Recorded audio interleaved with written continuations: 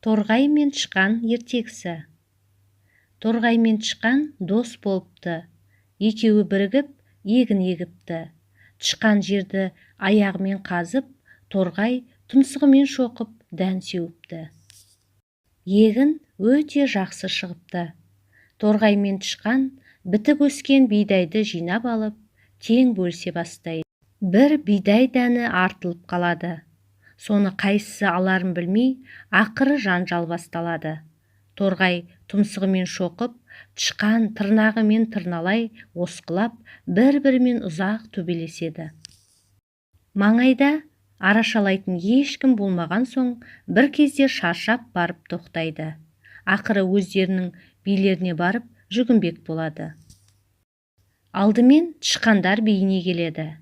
Тышқандар биі: бұл бидайды тышқан алуға тиіс, өйткені тышқанның күші көп. Ол тырнағымен жер жыртып, ортымен бидай септі дейді. Бұған торғай келіспеген соң, тышқан екеуі торғайлар биіне келеді. Торғайлар биі: бұл бидай торғайдікі. Себебі торғай егінге түскен барлық құртты жойған, күнде үстіне ұшып жүріп, егінді күзеткен дейді. Бұған да келісе алмаған соң, торғай мен тышқан далада қой бағып жүрген бір шалға барады. Шал дәнді алып, екеуіне теңдей етіп бөліп береді.